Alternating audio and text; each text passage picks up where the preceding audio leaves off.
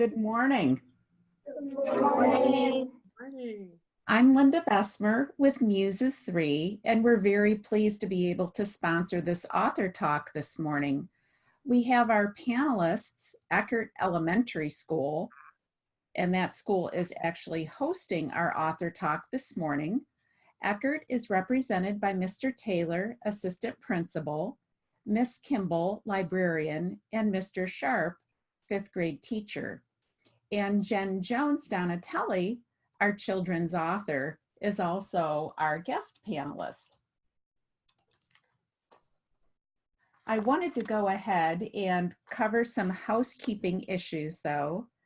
For those who might be accessing the webinar outside of Eckert, if you would like to submit your students' questions for Ms. Donatelli, please use the Q&A button at the bottom of your Zoom screen. I will read these questions for our author as time permits. And now I'd like to turn things over to Mr. Taylor. Mr. Taylor, would you please introduce your team and today's author? Hi, everyone. My name is Edward Taylor. I am the assistant principal here at Eckert Elementary School. I do have with me Ms. Kimball, the librarian. And I have Mr. Sharp, 5th grade teacher. And we actually have the Aldine Director of Library Services, Ms. Buchanan, in the back, who is here to join us today. To give you a little more information about Eckert, we are a Title I campus located in the north central part of Houston, Texas. We are really about 2 miles from Bush Airport, so if you've ever flown in, chances are you've driven right by the school. We have 725 students. About 70% of those students are Hispanic, and the other 25% are African American, with the rest made up of various different ethnicities. Something special about our campus, I'll say it's kind of old school. We actually have our principal started here in the year 2000 as a teacher and worked his way up, and now he's been the principal of the building for 5 years. And I know that's something that used to happen years and years ago, but it's very unique that our principal, this is the only job in education that he's had right here at Eckert Elementary School. So I think that's really cool. And he often jokes, he tells the kids, I've been at this school longer than you've been alive. True. I'm not going to hold you guys any longer. I'm going to go ahead and introduce our guest author, Miss Jen Jones Donatelli. Yeah, I think this is really cool. I get to see her right in front of me. I love technology. She has written more than 75 books, both fiction and nonfiction. Her series includes Teen Cheer and Sleepover Girls. When she's not writing books, she is the managing editor of Freshwater Cleveland and an instructor for writing and journalism classes. So today we're going to focus on what we call the TEKS, which is the state of Texas's curriculum. TEKS, T-E-K, is the Texas Essential Knowledge and Skills. So the TEKS that we'll focus on today are 5.10A and 5.8C, which means nothing to you. But in plain English, that is active listening, recognizing and analyzing literary elements, and discovering the author's purpose and craft. So without further ado, I present to you Ms. Jen Jones Donatelli. Round of applause, students. Hi everyone, can you hear me? Yeah. I love how you all look in your masks. Give me just one moment to share my presentation with you here. As Linda mentioned, my name is Jen Jones Donatelli. My author name is Jen Jones, so that's what you see on the front of the books. And I'm here today to share a little bit about myself as a writer, share my background, how I became an author, and talk about 3 specific books that your school has chosen for me to discuss today. I just wanted to say a warm welcome to everyone watching today. And thank you to Eckert Elementary School for hosting, and all the different schools that are watching today. Fun fact, I realized that the last time I did a talk to a Texas school was 2 years ago during the World Series. So I think that's a very good omen for the big game coming up, and I am wishing you all a win. So go Astros. All right. Okay, so this is a picture of me when I was 10 years old. And from a very young age, I've always had a love of words. So as a kid, I was always reading. You can see here in the picture that I have a stack of books on my lap, which is pretty much what I looked like all the time. So whether I was at the dinner table or in the car or under the covers at night reading with a flashlight, I was always reading. And that led to me starting to write. So as a kid, I would write short stories, novels, plays. I had a very old school computer. You know, your teacher was talking about 2000 being old school. I'm even older than that. So I was writing on a pretty old computer, but I absolutely loved it. I would make my own magazines and just do anything I could to really exercise my creativity and explore my love of words.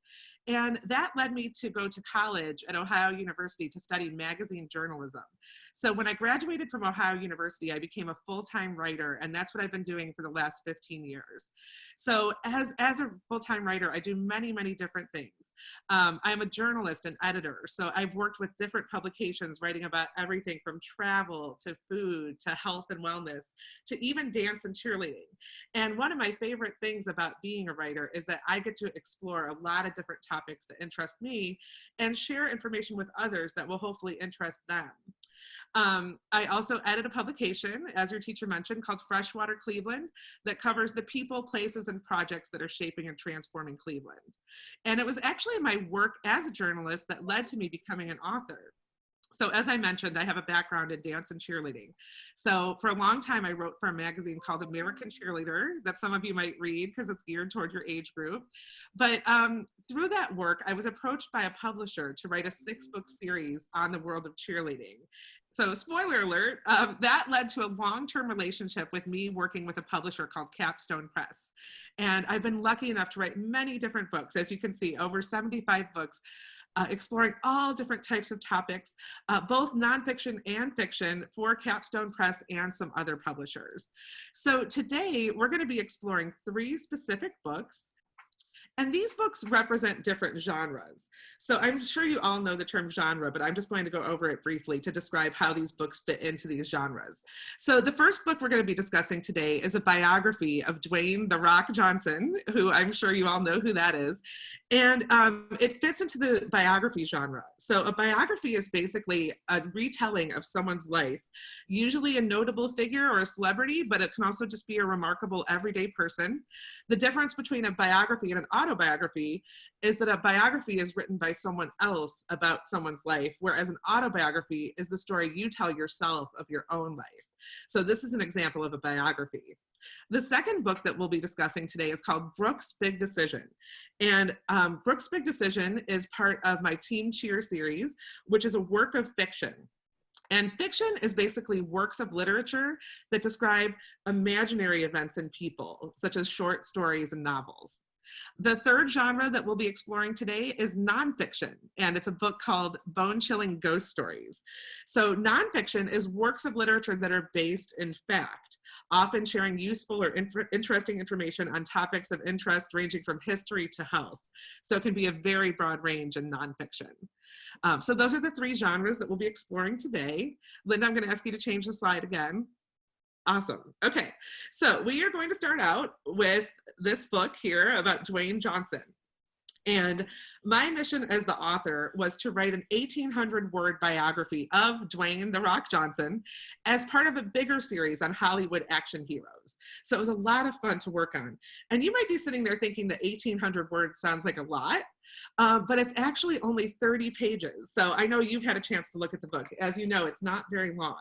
So my job was to try to fit all of The Rock's accomplishments, everything about his life, into 30 pages, which can be somewhat of a challenge. Perfect.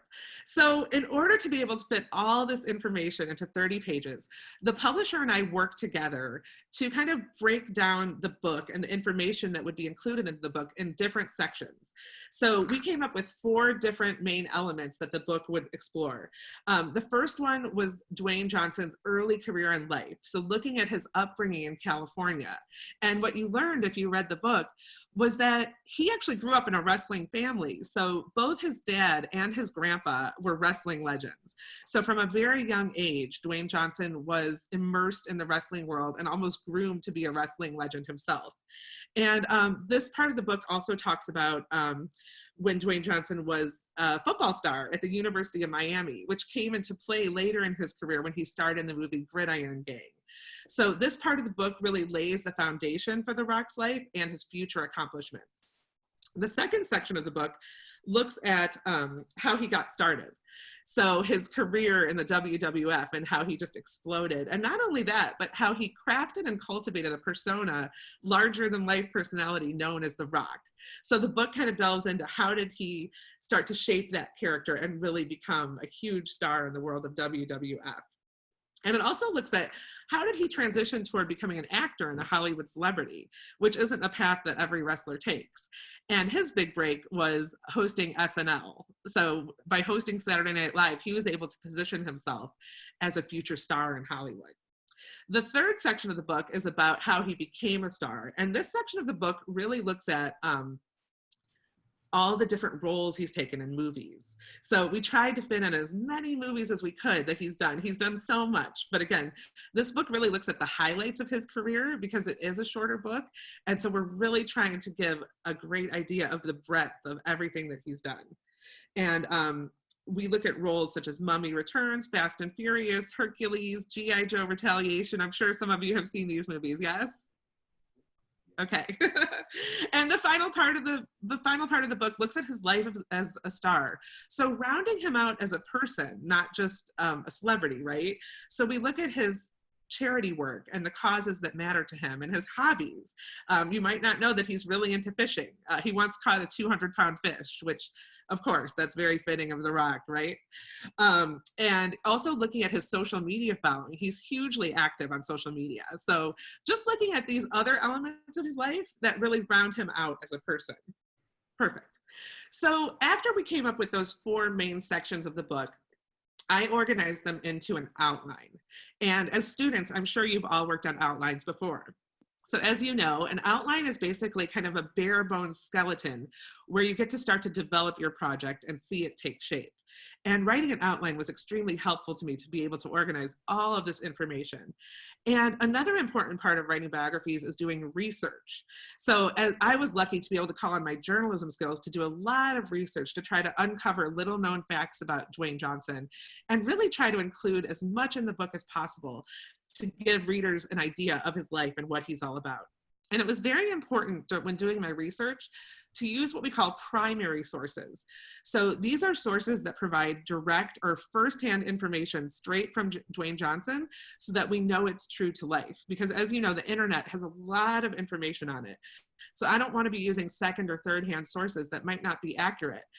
Instead, I'm going to watch podcasts that include live interviews with Dwayne Johnson, and I'm going to watch YouTube videos with interviews, or even looking at The Rock's social media accounts, right? Because he's so active on social media. And so I'm able to look at his accounts and learn more about his life that comes straight from him. Also resources like the official World Wrestling Federation website. So making sure that I'm getting biography information straight from the source so that it's as accurate as possible. So this is a layout from the book. And as you can see, this is part of the third section of the book where it explores his various acting roles. And again, to be able to fit in the many movies he's done, I chose a theme for this spread that looks at 2 different movies he's done revolving around football. And the introduction to this spread kind of calls back to the earlier part of the book where we learned about his career as a football star at the University of Miami. So the spread begins, Dwayne's football career ended several years before. However, his movie roles gave him the chance to revisit his passion for pigskin. So we know that there's a theme for this spread that revolves around football. And the graphic element of this is very important. So we see there's a picture of him from the Gridiron Gang with his football team. So it really sets the tone for this page. And you'll also see that in the top right of the spread, there's what we call a fast fact. So again, to be able to give the readers as much value as possible and as much information as possible about Dwayne Johnson's life, we try to include little fun facts throughout the book along with the information being given in the biography. And you'll also see that there's a dictionary call out in left-hand side here of the word gridiron. So we want to make sure no reader feels left out when they're reading this book. If you're reading the book and you see a word that you don't know what it means, we want to make sure that we explain it right then and there so that no one gets left behind when reading this book. So you can see there's a lot kind of taking place on these pages, and we try to pack as much punch into those 30 pages as possible. So now I'd like to give you a chance to ask any questions you have about this book and talk about it a little more. So I know some of you have had the chance to read it. What questions do you have for me? The timeline of his life is placed them in many problems and solutions. How did you write it so easily? Well, that was where the outlining really came into play, because you're right, you're exactly right. By looking at the timeline of his life, that provided a chronological way to look at his life. And then I was able to place them into those 4 buckets that we talked about. So, okay, we know we're going to focus on his upbringing, his early career in section 1 of the book. We know we're going to look at his wrestling career in section 2 of the book. We're going to look at his acting career in section 3 of the book. And then in section 4, we're going to learn about who he is as a person. So having that framework to work with really helped me when I was doing my research, figure out what I was going to include in the book and where I was going to put it. But you are 100% right. The timeline of his life is one of the top tools that I used to be able to figure out what to include in my book. Thank you. You look great in your mask, by the way. How did you get your information to write about Dwayne Johnson? Did you research? Did you do an interview? I didn't hear the first part of your question. Can you repeat the first part? How did you get your information to write about Dwayne Johnson? Yes, so I had to call on many, to answer the second part of your question, I was not able to get access to interview Dwayne Johnson. Often for this length of book and for the younger audience, we don't always get access to the celebrity themselves. And that's why it's so important to make sure I'm using firsthand research sources, so that even though I might not be interviewing him in person or talking to him on the phone, I'm looking at interviews that he's done, reading things he's written to make sure that I'm getting knowledge straight from the source. So that was what I did. I used firsthand research sources and really tried to immerse myself in his world so that this book told his true story. You use a lot of text structures to relay the Rock story. Which one was more difficult? Wow, that's a good question. I think I really enjoyed the process of writing this book, and I think being able to call on my journalism skills was very important. So using research skills, kind of organizing information. You know, normally I would be interviewing the source, so my interviewing skills would have come into play there, but really being able to figure out what stands out about this person's life and what is most important to include. So being able to use those critical thinking skills and then putting them into the book was how I did it. So I would say the biggest challenge that I faced was just trying to fit all this information into the 30 pages. So that was why it was so important to have specific text structures and to have a framework that I could place the information into. How do you find the right words to write? How do I find the right words?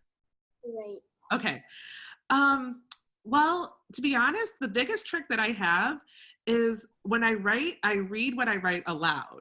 Because when you read it out loud, you can often really see how it sounds and if it's how you want it to sound. So that's a little trick that I have. I always make sure to read it out loud, and if I get tripped up in a certain place or it doesn't sound right in a certain place, that's what I use to really help me figure out if I'm using the right words.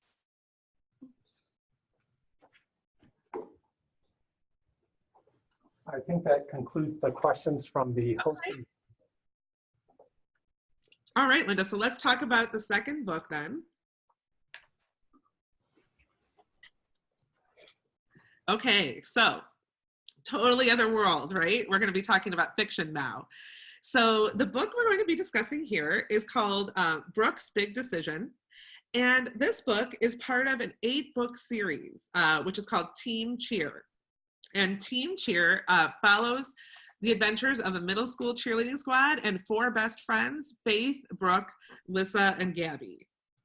And for those of you who read the book, or I should say for those of you that didn't read the book, I'm going to share with you a little bit about the plot. The plot of this book is that Brooke, who is the main character, Brooke's parents want her to go to a private school for high school because she's extremely gifted and talented, and they want her to get an education at this private school. But she wants to go to the public school and continue being a cheerleader with all her friends. So that's where the conflict of the book comes in. And for those of you that have read The Babysitters Club, we try to pattern Team Cheer after The Babysitters Club. So if you've read The Babysitters Club, you know that each book focuses on a specific character and his or her story. And it relates their story through that protagonist's point of view in the first person. So that's exactly what Team Cheer does. Each book focuses on a different character. And because there's 8 books in the series and 4 main characters, each character gets 2 books that are devoted to her.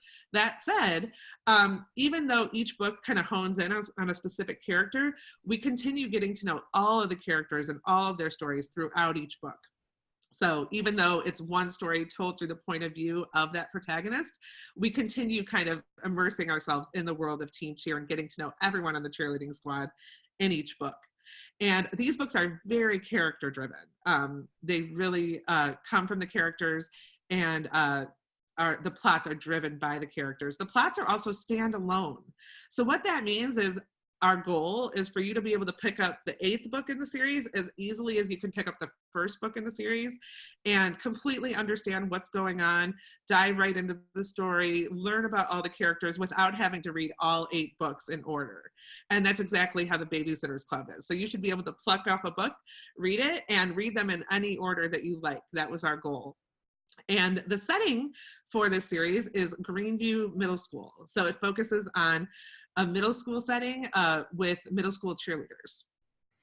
So one thing I wanted to talk about, since these books are so character driven, is different methods that I and other authors use for developing our characters. And I don't know if you guys have ever seen the movie Bring It On. Raise your hand if you've seen it. Okay, so the screenwriter for Bring It On uses a technique that I have also taken on because I think it's a lot of fun and I think it's also highly effective. So what she does is she makes what we call a mood board for each of her characters. And if you look at the right-hand side of the screen, you'll see an example of a mood board. This is not one of my mood boards, but I found it online and I wanted to share it with you. So what a mood board is it's basically a collage that kind of is a visual representation of the character. So you can see at the top, Veronica Victor is the character. And she likes movies like Clockwork Orange, Pulp Fiction. Looks like she might live in San Francisco because you can see the Golden Gate Bridge here and some houses that look like they belong in San Francisco. Loves the movie Mean Girls. And then you can see she's used words in the center to further describe who Veronica is. So even her astrological sign, right? She's a Gemini. Oh, sorry. In the middle, it says she wants to move to San Francisco. So her dream in life is to move to San Francisco. And it even kind of drills down into what her habits are. So she pulls her hair when she's mad. She covers her face when she's upset. She snorts when she laughs. So these are all things that the author thought about when the author was working on this character and things that the author would later work into the book. So this almost acts as like a quick reference guide to really get to know your characters. I know some authors even do an interview with their characters. So even though the characters are obviously make-believe, they write out an interview with their characters and just get to know them. I know Judy Blume says her characters speak to her. So your characters almost take on a life of your own when you're working on a work of fiction. Another thing that you can do is write what we call character descriptions. So if you look at the left-hand side of the layout here, you'll see character descriptions from another series that I wrote, which is called Sleepover Girls. And Sleepover Girls is somewhat similar to Team Cheer because it focuses on 4 best friends who have a ritual of having sleepovers every single weekend. And these character descriptions further describe who they are. So they talk about, are they an only child? Do they have siblings? What's their family like? What's their favorite color? What is their personality like? Everything that they love and what makes them who they are. And then you can see here, there's even drawings of each character. So again, anything you can do to really flesh out a character, make him or her more 3-dimensional and get to know your characters before you start writing is really going to strengthen the story that you're writing. Oh, and one thing I wanted to mention too about characters is that also when you're writing a series, so for instance, Team Cheer has 8 books in it, right? So there might be months or maybe even a year between when I'm working on these books. So it might be hard for me to remember, you know, what's Gabby's favorite color? What's Lissa's sister's name? What's their math teacher's name? Who on the cheerleading squad is a gymnast and who is a stunter? You know, things that are important to carry on from book to book. We want consistency, right? So when you're writing a series like Harry Potter or, you know, the Hunger Games or different things that it will carry on from book to book and your world building, you want to create what's called a Bible, where you can just have a quick reference tool to go back and say, okay, you know, this character moved to Texas when she was in 3rd grade, or just remember everything that you can about that character so that you don't have to read every single book all over again for reference. You can just go back to that Bible and get everything that you need. So that's another tip that I have for when you're writing fiction. Okay, so this is an example from the book. This is a page in the book, and you'll see, if you read the book, you'll know that we use a lot of what we call call-out boxes and graphics in the book to make it more fun and just kind of expand on the content in the book. You'll see that this box here is a compare and contrast box where we look at Lissa, who's one of the main characters, and her sister Dulcie, who plays a big role in a lot of these books. And you'll see here, we just, very simple, but just to get to know these characters a little better, Dulcie loves fashion, Lissa loves fitness. Dulcie's all about boys. Lissa's more into playing with her bulldog. Dulcie's all about getting attention, and Lissa's all about attitude. So you can see just from that very short text box that those sisters are opposites and learn a little bit more about them. I'll show you another example that's not here on the screen, but it's in the book. Early on in the book, we talk about the cheerleading squad's traditions. So some of the traditions they have are they play truth or dare when they're on their way to the games. They do 6 push-ups before every football game. They host a cheer camp for young girls, and they leave sweet treats for the football players in their lockers. So again, just fun things that might not fit into the book, but are fun for the reader and just kind of expand on the world of teen cheer. So we use that a lot in these series. So let's talk a little bit about Brooke's big decision. What questions do you have for me about the book? Go ahead. Why did you use a speech bubble for the cheer and Brooke's big decision? Can you repeat the first part one more time? Why did you use a speech bubble for the cheer and Brooke's big decision? For the cheer part? Yes, ma'am. Okay, I think when you add graphic elements, it makes books easier to read, and it also just livens up the page, right? So it might be kind of cumbersome to try to write a whole cheer just line by line the way you would write regular prose. So I think when you're writing something that's a little bit unconventional, it's fun to use structures like that to present the information so that the reader can better digest it. Thank you. You're welcome. Why did you use so much figurative language? Well, I think that these books are really meant to have a fun and playful tone. And I think that's exactly what figurative language can do. And so I was really just trying to kind of set the tone for the squad and their relationships with each other. And it really fit kind of the mood and the voice that I was going for with the book. I like the way you used dialogue between the girls, but why? Well, you know, as you know, when you're, you guys are almost in middle school, and your friends are everything, right? So the conversations that you have with your friends are really the heart of your friendships. And so by using dialogue to illustrate the close friendships between these girls, I felt like that was a really effective tool. So we get to learn the way they talk. We get to learn kind of like they have a lot of nicknames for each other, and they have a lot of catchphrases that they use, and they'll even break out into song, right? So the best way to show that is through dialogue. When did you realize you wanted to be? I didn't hear the last part. When did I realize? You wanted to be a writer.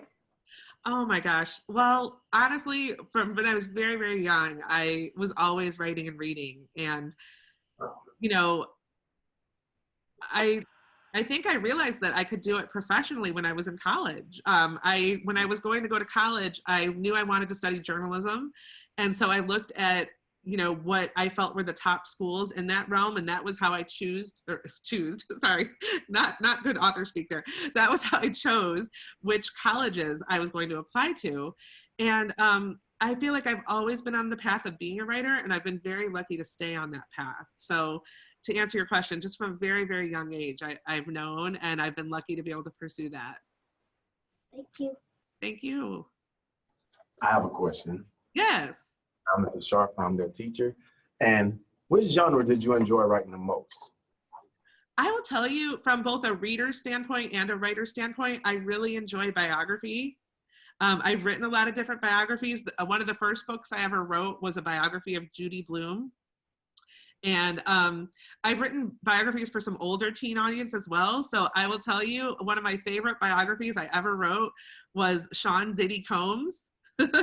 I was a teen in the 90s. I went to college in the 90s. So, Biggie Smalls and Puff Daddy were really big then. And so I enjoyed really diving, there's so much history there. And so I just really enjoy doing research and helping tell other stories. And so biography is the perfect fit for that. So both from a reader and a writer standpoint, I'm all about biography. I tell them the same thing, that research is very important. Now you understand what I'm saying? Yes. But also, what was your favorite character to write about in your fiction books? Oh my gosh. Well, I'll answer that question and then I'll kind of expand on it a little bit. So one of the most fun parts about developing characters, and I didn't mention this before, was you can kind of put elements of real life in there. So maybe you can use a last name that's one of your friends' last names, or you can write a character that's based on someone you knew in grade school. So even though it is imaginary, it is fiction, you can still kind of bring those real life elements in there. And I will say, a lot of these characters are based on people I either grew up with or knew, and then just kind of had fun with that and made that, even more fleshed out, I would say.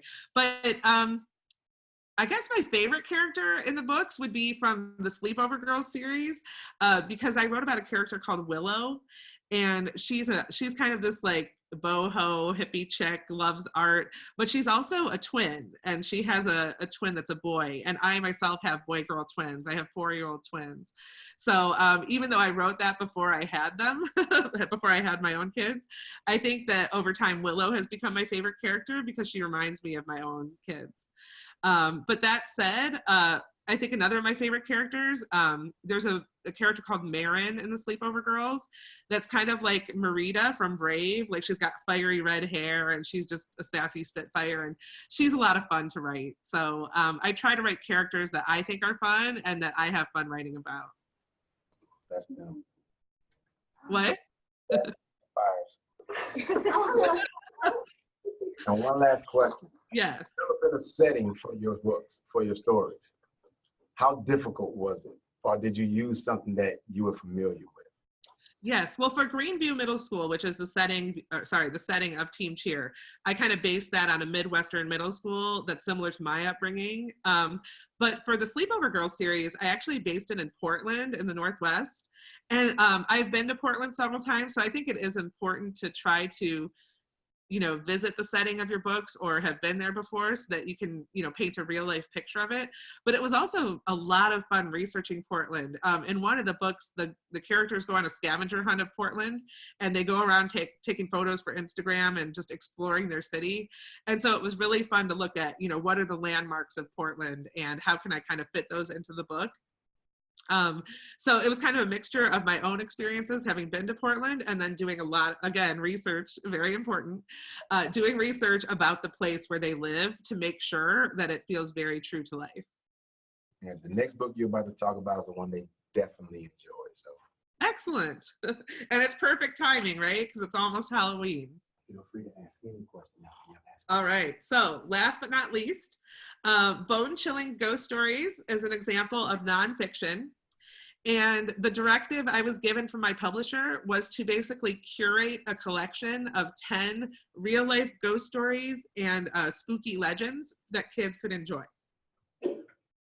So before we talk a little bit about the book, I wanted to share a piece of trivia from the book that you can use to impress your friends the next time you're talking about The Walking Dead, or maybe when you're trick-or-treating tomorrow. By the way, you all look great in your masks. So did you know that the word zombie is based on the words jumbi, which is the West Indian word for ghost, and zombie, which is an African word for soul of a dead person. So those two words mesh to become the word zombie. So that's your fun fact for the day. So two of the challenges, or I don't know if I would say challenges, but two of the goals that I had for this book were striking the right tone and striking the right balance. So what do I mean by that? So when I got this assignment from my publisher, they said that they wanted the tone of the book which to basically be thrilling, tantalizing, and mysterious. So not an easy feat, right, to try to pull that off. But that was what I was going for when I was writing the book. And another important thing was that it needed to strike the right balance. So not be too scary, but be scary enough that a 10-year-old would be interested in reading it. And not only that, but they wanted me, don't be cheesy. Don't talk down to the reader. Make sure you're relating on the level of the reader. So these were all things I was keeping in mind when I was choosing which stories to include and writing the stories. And the idea of the book was to provide a brief but lively retelling of some very, very popular ghost stories. So those were the things that I was really focusing on when I was working on this book project. And you'll see here in the picture that this is kind of a, it looks like it's a gravestone actually of Betsy Bell, who is the Bell Witch, one of the stories that was told in the book. All right, so this is an example from the book. Much like the Dwayne Johnson book, I tried to use overarching themes to organize the stories that I picked out for the book. So for instance, the first section focuses on family curses. So stories like Robert the Doll or the Bell Witch or the Myrtle's Plantation, those kind of all fall under the umbrella of family curses. So that made it easy to kind of decide which stories I was going to include and which chapter I was going to put them in. The second section of the book focuses on spooky places, places like the Hotel del Coronado or the lighthouse that's mentioned in the book. And then finally, the third part of the book looks at famous ghosts. So, what are those ghost stories that are just legendary that need to be told in the book? And you can see here that also similar to the Dwayne Johnson book, we try to use graphic elements to give more information. So for instance, there's a historical fact here about Prince George of Great Britain. So just really trying to pack as much value and as much information into these books so that you walk away feeling like you really understand these ghost stories and know much more about them. And one thing I wanted to share with you is that, much like in school, when you're working with your teacher, your teacher might come back to you and say, I want you to improve this essay, or I want you to go back and try to rewrite the story and give you some notes on how to do that. And that happens with authors too. So when we finish our book, that's essentially just a first draft of the book. It doesn't, what I wrote at the beginning doesn't automatically go off to print. It's the start of kind of doing this dance with your editor and publisher to come up with the final product. So when I turned this manuscript in, I got notes back about which stories, they asked me to cut some of the stories that I initially included. So they said, this is a little too much of an urban legend, we want more ghost stories, or, I'd like you to explain a little bit more of the historical context here. So I got a lot of notes about how to improve the stories and make sure that they all felt cohesive to be able to include in the book. So that was part of the revision process. And I would say, with each book, you probably go back through at least one round of revisions before you hit the final, the finish line. So again, a lot of these books can take months, even a year to work on between all these different parts of the process. And then when the book is finished, you'll usually get kind of what we call a galley or a layout of the book to proofread and look over and just make sure that it looks good to you as the author before it goes off to the printer. So there's a lot of different parts of the process. And I think this book is a good example of that because we did do a lot of back and forth with the revision and a lot of fine tuning before we got to what you see here with the book. Okay, so I sounds like we have a lot of questions about this book. So let's chat about it. from your books about ghosts, do you believe in them now? Do you believe in ghosts now? Oh, got it. I've always believed in ghosts. Actually, the college that I went to, Ohio University, is one of the most haunted places on the planet. And when I went to school there, they have one of the biggest Halloween celebrations in the country. So everything there is all about hauntings and ghost stories. And it was really fun to learn about. And I've always been a big nerd for, haunted houses and ghost stories and things like that. So when I had the opportunity to write this book, I jumped on it because I knew it would be a lot of fun for me to write and research. So I've even been to, I don't know what you would call it, not a seance, but the college I used to go to, you could go to supposedly haunted places and meet a ghost whisperer where they would basically use different tools to channel ghosts and talk to ghosts. So I definitely believe in an afterlife and the supernatural. I'm not sure to what extent, but I certainly believe in it. And writing this book even amplified that even more. Thank you. What made you write about ghosts? Well, this was basically an idea that my publisher had. They were doing a series that not only focused on ghosts, but they also did other books on, urban legends and the supernatural. And so my book fit into part of a bigger series. And they knew that I love ghost stories and that I love, researching and writing about the things that I'm passionate about. So they came to me and they said, do you want to do this book about ghost stories? And I said 100%. So it wasn't necessarily my idea, but it was an idea that I was really excited about and took on with absolutely no hesitation. Thank you. Thank you. What genre does this book fit into and why? So this book fits into the genre of nonfiction. So like I mentioned at the beginning of the presentation, nonfiction can be focused on a broad array of topics. So anything from cooking to health to ghost stories. And what differentiates it from fiction is that it's rooted in fact. So these ghost stories are not works of the imagination. These ghost stories are based on things that happened in real life, and that's what makes it nonfiction. Thank you. You're welcome. What structure did you use? Well, for these books, for these stories, I basically tried to use a third person retelling of the story that is very true to what actually happened. So when we were going through that revision process, my editor would give me notes and say, you didn't explain this part fully enough, or can you go back and find out, what did they wear during the 1800s, or try to make it very true to that time period. So, I'm sorry, I got a little off track with your question. What was the question again? What structure did you use? Oh, so the structure I used was basically just retelling real life ghost stories. And there's 10 different stories in the book. So the way I added structure was by kind of placing those into categories, whether those be spooky places or, famous ghosts or family curses. So that was the way I kind of streamlined what I was writing about and cherry picked the stories that I was going to include.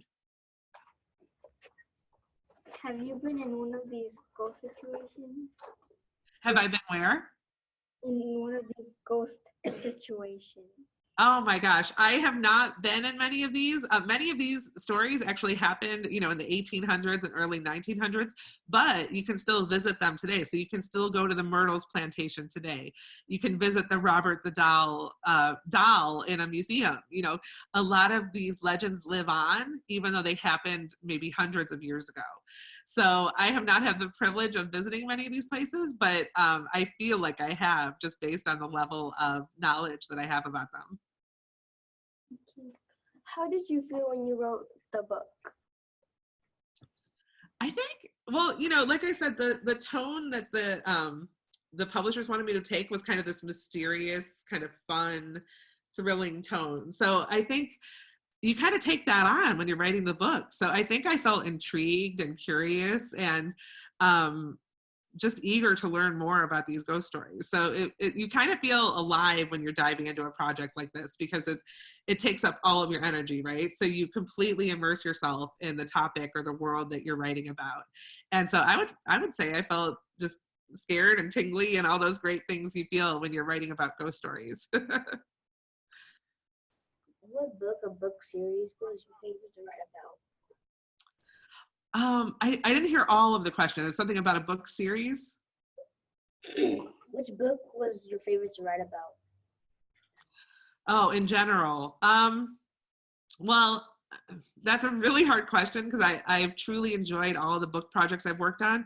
But I would say Team Cheer is probably closest to my heart because I grew up as a cheerleader and dancer, and my whole family was into cheerleading. My mom was a coach, my sister cheered, my cousins and aunts were part of it. And then I continued to just do it in different forms throughout my life. So cheerleading is just very near and dear to my heart, and to be able to relate that in an 8-book fiction series was a lot of fun. So though it's hard to choose your favorite kid, right? All my books are my kids. That one is probably closest to my heart. What types of places did you get your information for the ghost stories? Yeah, so I try to use primary sources as much as possible. And one of the things I love, especially with writing biographies, is that YouTube, you can access, interviews done by the person you're writing about very, very easily. So again, I'm really trying to get my information straight from the source. So I use YouTube, I use podcasts, I use books, I use articles, I use websites that, the primary website of the person or place that I'm writing about. But the most important thing to me is to make sure I'm getting accurate information. So always using firsthand primary sources. And so I would say I get my information from an array of different resources, but again, always being very sure that what I'm accessing is accurate. Thank you. What motivated you to do this book? Well, I was lucky because it kind of came to me. So when I was writing for American Cheerleader, I was approached by this publisher, which is Capstone Press, and they wanted an expert who knew everything about cheerleading, and also someone who could write, right? Because not every expert is a writer. So when publishers are looking for people to write books, they want to find experts in that topic matter that can also write well. So I think that was what inspired the publisher to reach out to me, because I was a big cheerleading aficionado. And not only that, I had a background as a writer. So I was absolutely thrilled when they came to me to do that project, because I always dreamt of being an author. And this was my opportunity to do that. And they liked the work that I did on those books. So over the years, they've come back to me again and again to work together on different projects. So I never dreamed that I would have 75 books to my name, but I feel incredibly blessed and lucky that I do. And I'm looking forward to seeing what the future brings. So that's why I love what I do. Okay, thank you. What was your most bone-chilling adventure? I would say my most bone-chilling adventure was the ghost tour that I went on in Athens, Ohio, which is where Ohio University is. Like I mentioned before, it's one of the most haunted places in the whole world. And being able to go on a ghost tour and see all the different cemeteries and see the haunted dormitories and go to an old abandoned mental health hospital and just see all the different things that make it one of the most haunted places in the world was absolutely thrilling. And then I'll also say that at Universal Studios, I used to live in Los Angeles for many years, and they have something at Universal Studios called, I think it's called Halloween Horror Nights. And they have people hiding in every nook and cranny that just come out and scare you, even as you're walking through the park. So whether you're waiting in line for one of the rides, walking through the park, or going through one of the attractions, you are scared at every twist and turn. So I will say that is one of the more scary experiences I've had in my life, because you're just on the edge the whole time that you're there. So if you ever get the chance to do that and you like being scared, go to Halloween Horror Nights at Universal Studios because you will have a lot of fun. And on that note, I know we have to wrap up shortly, but I hope you all have a great Halloween. I love seeing you all in your masks, and this has been a lot of fun. So I think I see one more question here. Did you have a question? What makes you believe in ghosts? Well, I think it's a matter of personal choice, right? And it's also the experiences that color our perspective. So being that I went to school in this very haunted place, and I've always enjoyed reading ghost stories and doing things like that.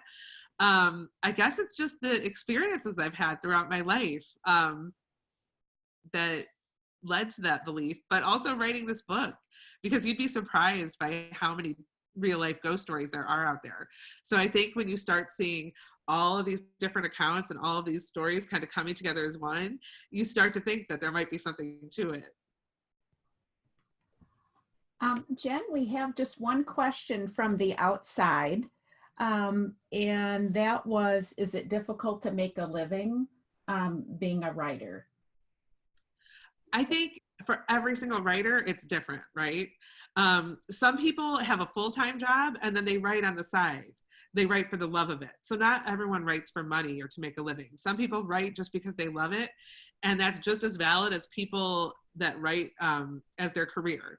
I've been very, very lucky to make a career out of it. And the way that I've found to make a good living at it is to do many different things.